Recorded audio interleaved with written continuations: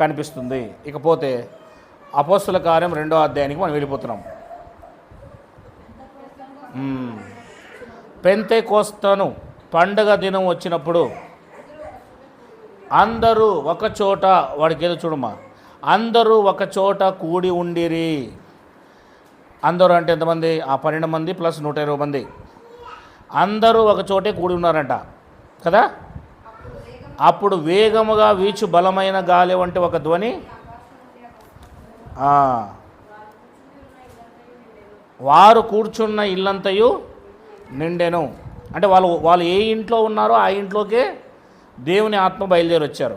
అప్పుడు వేగముగా వీచు బలమైన గాలి వంటి ఒక ధ్వని అకస్మాత్తుగా వారు కూర్చొండి ఉండిన ఇల్లంతయు నిండెను. మరియు అగ్నిజ్వాల వంటి నాలుకలు విభాగింపబడినట్లుగా వారికి కనబడి వారిలో ఒక్కొక్కని మీద వ్రాలగా అందరూ పరిశుద్ధాత్మతో నిండిన వారై ఆ ఆత్మ వారికి వాక్శక్తి అనుగ్రహించుకొలది అన్య భాషలతో మాట్లాడిరి. ఈ 4 వచనాలను మనము అర్థం చేసుకోవడానికి కొంత ప్రయత్నం చేద్దాం. ఇప్పుడు ఇక్కడ ఏ పండుగ ఇది? పెంతెకోస్త పండుగ. ఈ పెంతెకోస్త పండుగ దినమున వారి మీదకి వచ్చింది ఏంటి? పరిశుద్ధాత్మ. ఈ పరిశుద్ధాత్మ వచ్చినప్పుడు 5వ వచనంలో చూడండి, పెంతెకోస్త పండుగ దినమున ఆ కాలమున ఆకాశము క్రింద నుండు ప్రతి జనములో నుండి వచ్చిన భక్తిగల యూదులు, అది ఆకాశము కింద నుండి వచ్చిన అంటే అర్థం చేసుకోండి, ఏమని అర్థం? అది భూదిగాంతముల నుండి వచ్చిన వారు అని అర్థం. అంటే ఇక్కడ ఇశ్రాయేలీలు క్రీస్తు శకం 720లో చెదిరిపోయారు. సరే, క్రీస్తు పూర్వము 720లో చెదిరిపోయారు. ఎక్కడికి చెదిరిపోయారు చెప్పండి? అష్షూరీలు వచ్చి 10 గోత్రాల వారిని ఎత్తుకొని పోయారు. బబులోనీలు వచ్చి 2 గోత్రాల వారిని ఎత్తుకొని పోయారు. ఎత్తుకొని పోయినప్పుడు వాళ్ళు అన్ని దేశాలలోనే ఏమైపోయారు? ఉండిపోయారు. ఆయా దేశాల నుంచి వచ్చిన వారు, ఇప్పుడు మీరు ఎక్కడి నుంచి వచ్చినారు? ఉరవకొండ నుంచి ఇక్కడికి వచ్చినారు, ఇక్కడే ఉండిపోయినారు. అట్లనా? అంటే వేరే వేరే దేశాల నుండి వచ్చి అలా బ్రతకడానికి అక్కడే ఉండిపోయి ఉన్న వాళ్ళు చాలామంది ఉంటారు. వీళ్ళు కూడా ఆ రోజుల్లో ఏం చేశారు? చెదిరిపోయారు, ఎత్తుకొని వెళ్ళిపోయారు కదా వచ్చి రాజ్యాలు. అలా వేరే దేశాల్లో, ఇశ్రాయేలు దేశంలో కాదు, వేరే దేశాల్లోకి వెళ్ళి అక్కడ వారు పిల్లలు పుట్టి అలా తాతలు ముత్తాతలుగా కాలాల నుండి అక్కడే వారు స్థిరపడిపోయారు. అయితే అందులో భక్తి గల వారు ఎవరైతే ఉన్నారో, ఒకవేళ వాళ్ళు ఇండియాకు వచ్చినా, ఒకవేళ వాళ్ళు పాకిస్తాన్కి వెళ్ళినా, ఒకవేళ వాళ్ళు అష్షూరు దేశానికి వెళ్ళినా, బబులోను దేశానికి వెళ్ళినా, గ్రీకు దేశానికి వెళ్ళినా, పాలస్తీనాకి వెళ్ళినా, మాదీయులు ప్లేస్లోకి వెళ్ళినా, రోమీల్లో ఉన్నా, ప్రపంచంలో ఎక్కడెక్కడ ఉన్నా వారు భక్తి గలవారైతే ప్రతి 3 పండగలకు ఒకసారి యెరూషలేమునికి ఖచ్చితంగా వెళ్ళాలి. ఎక్కడికి వెళ్ళాలి? తప్పనిసరిగా. అది పాత నిబంధనలో వారికి చెప్పబడిన విధి. రైట్, అది మనం చూద్దాం. ఇప్పుడు ద్వితీయోపదేశకాండము 16వ అధ్యాయము. దేవునికి భవిష్యత్తు తెలుసు కనుక ఇలా పెంతెకోస్తు దినమున చెదిరిపోయిన వారందరూ రావాలన్నది దేవునికి తెలుసు కనుక ఆయన ముందే ఇవన్నీ కూడా పండుగలు ఏర్పాటు చేశాడు. చూడండి, 16వ అధ్యాయం 9వ వచనం.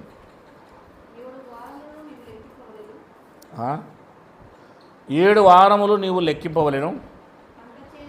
పంట చేనిపైని కొడవలి మొదట వేసినది మొదలుకొని 7 వారములను లెక్కించి నీ దేవుడైన యెహోవాకు వారముల పండగ ఆచరించుటకై నీ చేతనంత స్వేచ్ఛార్పణలను సిద్ధపరచవలెను.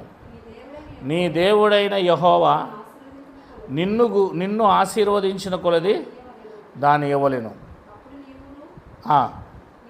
నీ కుమారుడును కుమార్తెయును నీ దాసుడును నీ దాసీయును నీ గ్రామములో ఉన్న లేవీయులను ఆ, ఉమ్, ఆ, అది వాళ్ళు దేవుడైన యెహోవా ఎక్కడైతే ఒక స్థలాన్ని ఏర్పాటు చేస్తాడో అక్కడ సందర్శించాలి. సందర్శించాలంటే అర్థం ఏంటి?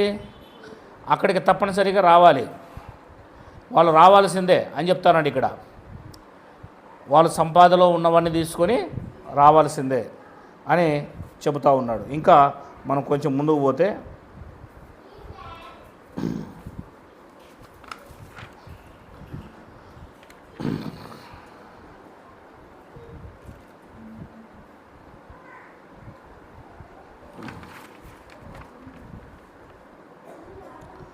16వ అధ్యాయము 16వ వచనం కూడా చూద్దాం.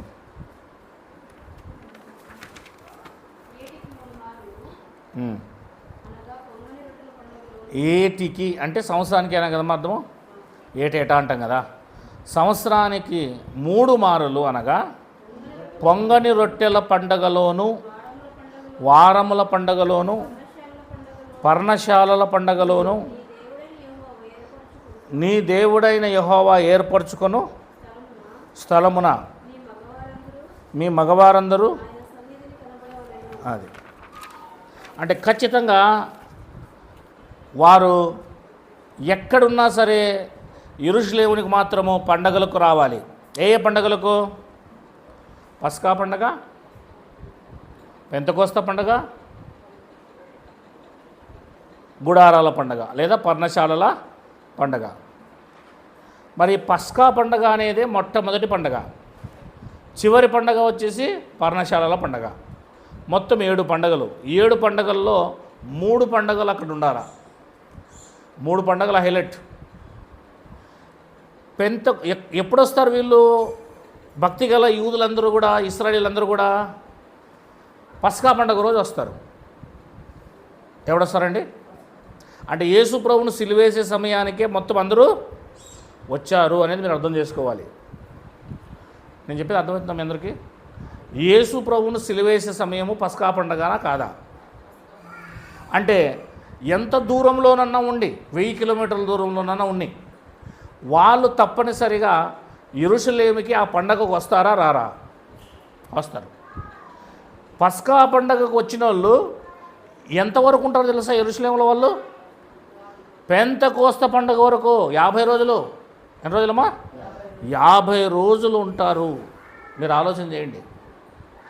50 రోజులు పండగ చేసుకుంటారు అంటే సంవత్సరంలో వాళ్ళు ఎంత ఆత్మీయంగా ఎదుగుతారు చెప్పండి మీరే. 50 రోజుల పాటు పండగ చేస్తారు. 50 రోజులు పండగ చేసుకోవడమే కాదు, ప్రతి పగలు దేవాలయంలో వాక్యం వింటారు వాళ్ళు. ప్రతి పగలు దేవాలయంలో వాక్యం వింటారు. ఎంత ఆత్మీయంగా ఎదుగుతారు. మీటింగ్స్ ఇవి వాళ్ళకి. వారిని ఆత్మీయంగా వెలిగించడానికి దేవుడు అదే పనికి బర్నింగ్ చేయడానికి దేవుడు ఏర్పాటు చేసిన పండగలు ఇవి. ప్రతి పస్కా పండగకు వచ్చిన వాళ్ళు పెంతెకోస్తు పండగ చూసుకొనే వాళ్ళ దేశానికి వెళ్ళాలి మరలా. అంటే 50 రోజుల పాటు అక్కడే వాళ్ళు ఉంటారు. అదే సమయంలో యేసుక్రీస్తు వారు కూడా సిలువేయబడ్డారు. ఎప్పుడు సిలువేయబడ్డారమ్మా? పస్కా పండగకు సిలువేయబడి 3వ రోజున తిరిగి లేచి 40 రోజులు కనబడి ఇంకా 10 రోజులు టైం ఉండగానే ఆయన వెళ్ళిపోయాడు. ఈ సమయంలోనే విదేశాల నుండి, వేరే వేరే దేశాల నుండి వచ్చిన ప్రతి భక్తిగల ఇశ్రాయేలీయుడు, యూదుడు ఎక్కడున్నాడు? యెరూషలేము చుట్టూ వాళ్ళు గుడారాలు వేసుకొని యెరూషలేములోనే సత్రాలలో వాళ్ళు ఉంటూ ప్రతిరోజు దేవాలయంలో దేవుని ఆరాధన చేస్తున్నారు. గమనించాలి. రైట్. ఈ పస్కా పండగ అనేది ఐగుప్తులో చేశారు. ఎక్కడ చేశారు? ఐగుప్తులో. నిర్గమాకాండము 12వ అధ్యాయము కొంచెం వేగంగా మొదటి వచనం చదవండి.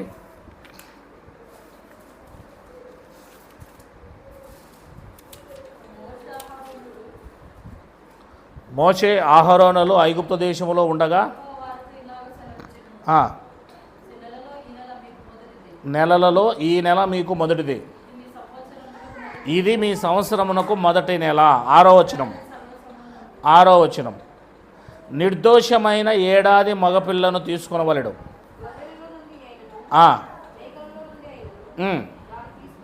అది ఈ నెల 14వ తేదీ వరకు మీరు దానిని ఉంచుకోవాలి. అంటే మొదటి నెల 14వ తేదీ సాయంకాలమున దాన్ని వధించాలి. ఏం చేయాలంటమ్మా? పస్కా పండగ అంటే అర్థం ఏంటి? మొదటి నెల 14వ దినమున దాన్ని వధించాలి. 12వ వచనం. ఆ రాత్రి నేను ఐగుప్తు దేశమందు సంచరించి ఐగుప్తు దేశమందుల మనుషుల్లో కానీ జంతువులనే కానీ తొలి సంతతి అందయు హతము చేసి ఐగుప్తు దేశం అందరికీ తీర్పు తీర్చేది నేను యెహోవాను అన్నాడు. అంటే ఆ రోజు రాత్రి ఏం జరగబోతూ ఉంది? ఈ పస్కా పండుగ రోజున తీర్పు జరగబోతూ ఉంది. 31. ఆ రాత్రి వేళ ఫరో మోషే అహరోనులను పిలిపించి వారితో మీరును ఇశ్రాయేలు లేచి నా ప్రజల మధ్య నుండి బయలువెడలి మీరు చెప్పినట్టు పోయి యెహోవాను సేవించుడి. అంతే. ఇక్కడ నుంచి పస్కా పండగ అనేది వాళ్ళకు ఆరంభమైంది. మొదటి నెల 14వ దినం సాయంకాలమున దీన్ని చేయాలా. ఇది ప్రతి సంవత్సరం చేయాలా. ఈ పండగ దినమున యేసుప్రభువారు ఏమయ్యారు? సిలువ వేయబడ్డారు. ఈ పండగ దినమున సిలువ వేయబడ్డారు. ఇప్పుడు పస్కా పండగ దినమున ఇక్కడ ఐగుప్తులో నుంచి బయలుదేరిన వీరు 19వ అధ్యాయం మొదటి వచనం నుంచి చదువుదాం. ఐగుప్తు దేశం నుండి బయలుదేరిన 3వ నెలలో వారు బయలుదేరిన నాడే 3వ నెల ఆరంభమందే వారు సీనాయి అరణ్యమునకు వచ్చేశారు. వారు రెఫీదీము నుండి బయలుదేరి సీనాయి అరణ్యమునకు వచ్చి ఆ అరణ్యం ముందు దిగిరి. అక్కడ ఆ పర్వతం ఎదుట ఇశ్రాయేలీలు ఎంత అయింది? పస్కా పండుగ నుంచి 3వ నెల కంటే 3వ నెలలోకి వచ్చేసారు. 3వ నెలకంతా అక్కడికి వచ్చేసారు. మరి మొదటి నెల 14వ తేదీ నుంచి మనం లెక్కేసుకుంటే 3వ నెలకు ఎన్ని రోజులు అవుతాయి? నెలకు 30 రోజులు. నెలకు 30 రోజులమ్మా. 3వ నెల ఆరంభంకి వచ్చేసారు. లెక్కేయండి. 1వ నెలలో 15 రోజులు తీసుకోండి, లేదా 16 రోజులు తీసుకోండి. 2వ నెలలో 30 పూర్తి తీసుకోండి. ఎంత అవుతుంది అప్పుడు? 46. ఇప్పుడు మూడో నెల ఏమవుతుంది? 3వ నెలలోకి వచ్చేసారు, ఆరంభమైంది. 2వ నెల అయిపోతేనే 3వ నెలలోకి వస్తుంది కదా. 46 రోజులు. ఇంకొక 3 రోజులు వేసుకోవాలి. 49 దాటిన తర్వాతే 50వ రోజు వస్తుంది. అంటే 3వ నెల 4వ తేదీ ఇక్కడికి వచ్చేసారు. ఎక్కడికి వచ్చేసారు? సీనాయి కొండ దగ్గరకు వచ్చేసారు. అంటే పస్కా పండగకు సీనాయి కొండ దగ్గరికి వచ్చేదానికి వీళ్ళకి పెంతెకోస్తు పండుగ వచ్చేసింది. ఏమొచ్చేసిందమ్మా? పెంతెకోస్తు పండుగ వచ్చేసింది. ఈ పెంతెకోస్తు పండుగ దినమునే దేవుడు ఏమిచ్చాడు వాళ్ళకి? 20వ అధ్యాయంలో 10 ఆజ్ఞలు ఇచ్చాడు. అమ్మ అర్థమవుతుందా?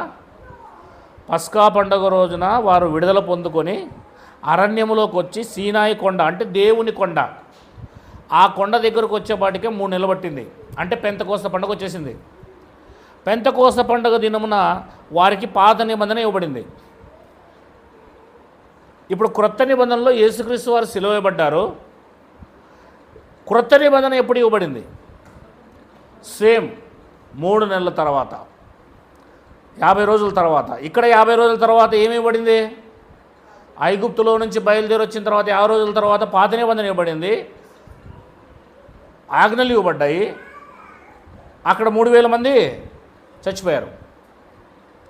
3,000 మంది చనిపోయారు. ఇక్కడ ఇప్పుడు వాళ్ళు విగ్రహారాధన చేసినందుకు బయలుదేవతను చేసుకుంటారు. కొత్త నిబంధనలో పస్కా పండుగ మొదలుకొని పెంతెకోస్తు పండుగ దినమున క్రొత్త నిబంధన ఇవ్వబడింది. పరిశుద్ధాత్మ దేవుడు దిగొచ్చాడు. అయితే 3,000 మంది బ్రతికారు. ఎంత తేడా ఉంది చూడు. అక్కడ మరణించారు. సేమ్ టైం పస్కా పెంతెకోస్తుకు పాత నిబంధన వచ్చింది. 3,000 మందిని చంపేసింది. పస్కా క్రొత్త నిబంధన వచ్చింది. 3000 మంది చచ్చిన వాళ్ళు బతికారు. సేమ్ టైమింగ్ ఇచ్చాడు. అంటే అక్కడైనా ఇక్కడైనా నిబంధనలు ఒకే విధంగా వస్తున్నాయి. ఈ నిబంధన పెంతెకోస్తు దినమునే వచ్చింది, మరొక నిబంధన కూడా పెంతెకోస్తు దినమునే వచ్చింది. Very good. ఇకపోతే ముందుకి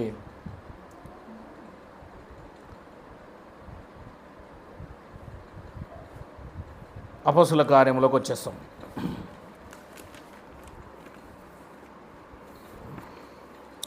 రెండవ అధ్యాయం మొదటి వచనం. పెంతెకోస్తు పండగ దినం వచ్చినప్పుడు అందరూ ఒక చోట కూడి ఉండిరి. అప్పుడు వేగముగా వీచు బలమైన గాలి వంటి ఒక ధ్వని ఆకాశము నుండి, అంటే పరలోకం నుంచి, అకస్మాత్తుగా వారు కూర్చున్న ఇల్లంతయు నిండెను. మరియు అగ్నిజ్వాలల వంటి నాలుకలు వారికి కనబడి. ఎలా వచ్చిందంటది? అగ్ని రూపంలో వచ్చింది. ఏం రూపంలో వచ్చింది? ఇది మనం తర్వాత చూద్దాం. నాలుకలుగా విభాగింపబడి వారికి కనబడింది. వారిలో ఒక్కొక్కని మీద వ్రాలగా, అంటే వాళ్ళ మీద వ్రాలింది, అంటే వాళ్ళ మీదకి పడింది అని అర్థం అన్నమాట. అందరూ పరిశుద్ధాత్మతో నిండిన వారై ఆ ఆత్మ వారికి వాక్శక్తి అనుగ్రహించే కొలది. అది ఏ భాషతో మాట్లాడారు వీళ్ళు? అన్య భాష. అన్య భాష అంటే నాది కాని భాష. మనకి కర్ణాటక కన్నడ అన్య భాష, మనకు తమిళం అన్య భాష, మనకి తమిళం అన్య భాష, మనకు మరాఠీ అన్య భాష. దీన్ని అన్య భాష అంటారు. భాషే, అది కూడా భాషే, మాట్లాడేదే అది కూడా. కానీ మనం మాట్లాడే మాతృభాష కాదు, అన్య భాష.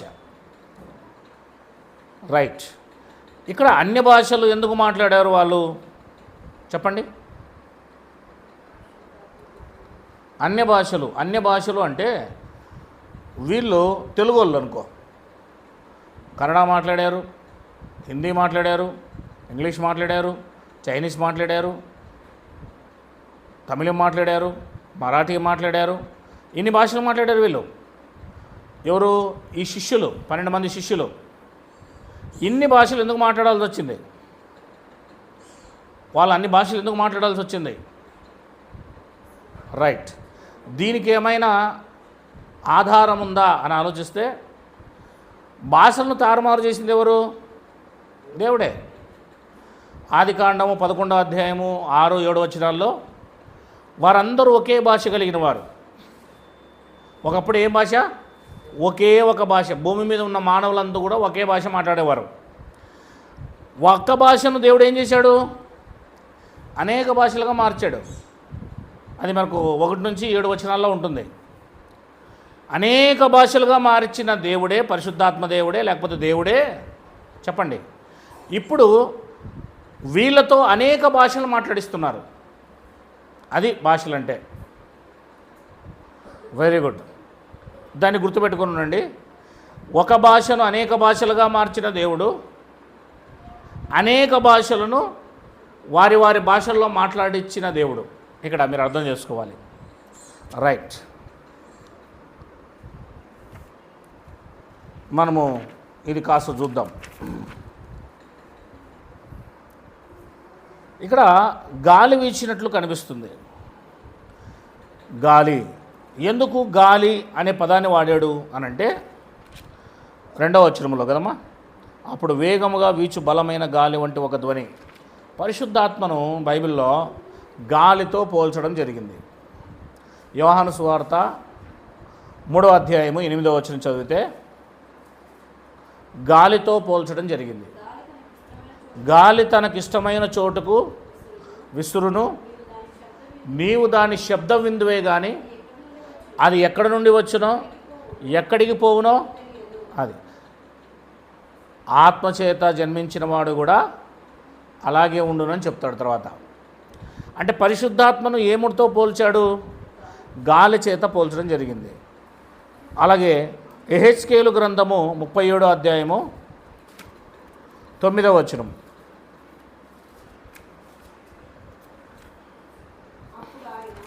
ముప్పై 37:9 చదవమా. అప్పుడు ఆయన నరపుత్రుడా జీవాత్మ వచ్చునట్లు ప్రవచించి ఇట్లనము, ప్రభువుకు యెహోవా సెలవిచ్చింది ఏమనగా, జీవాత్మ నలుదిక్కుల నుండి వచ్చి హతులైన వీరు బ్రతుకున్నట్లు వారి మీద ఊపిరి విడుము అంటున్నాడు. చూడు ఇక్కడ ఊపిరి విడుము.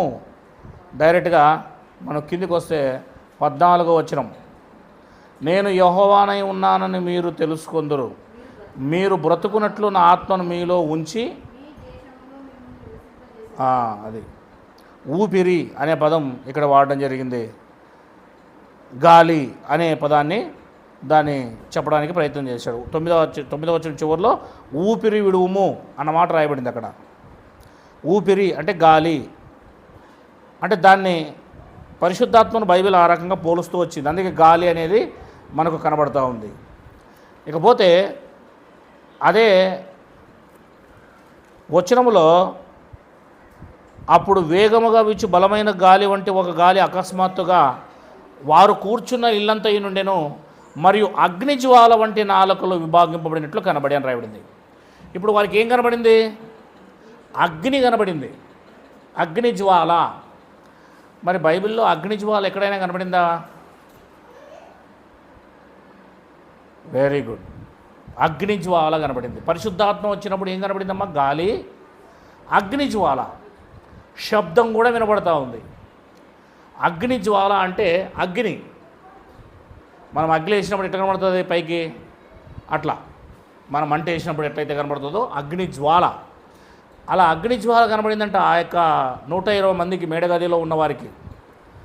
మరి అగ్నిజ్వాల ఎక్కడైనా కనబడిందా? అగ్నిజ్వాల అనేది ఏంటైనా చూసామా మన బైబిల్లో అంటే మోషే చూశాడు. పొదలో ఏం చూశాడు?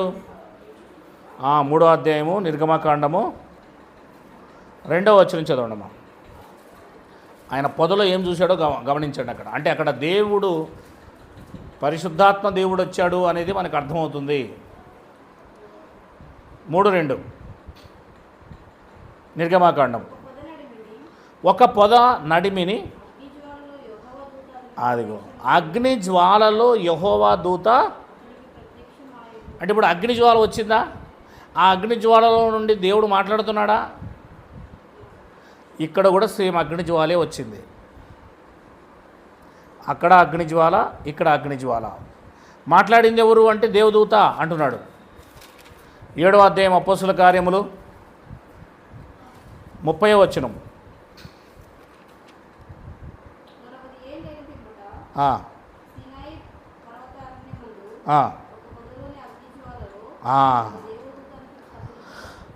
అది మేడ మీదకి కూడా అగ్నిజ్వాల వచ్చింది. సీనాయి అరణ్యములో ఈయనకు కూడా అగ్నిజ్వాల కనబడింది. కానీ పొద కాలిపోవడం లేదు. ఆ అగ్ని మాత్రం పొదను అంటిస్తూ ఉంది, కానీ పొద కాలిపోవడం లేదు. అది అగ్ని. అదే అగ్నిజ్వాల వీళ్ళ మీదకి వచ్చింది, కానీ వీళ్ళు కాలడం లేదు. సేమ్ అదే అగ్నిజ్వాలను చూస్తున్నారు వీళ్ళు అని మనం గమనిస్తూ ఉన్నాం.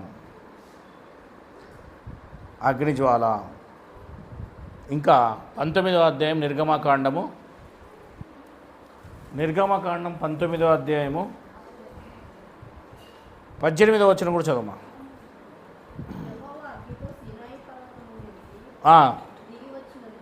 దిగి వచ్చినందున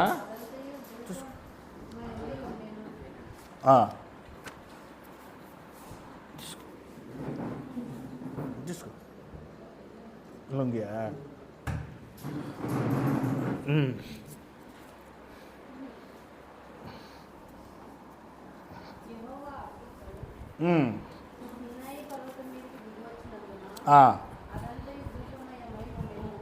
వెరీ గుడ్.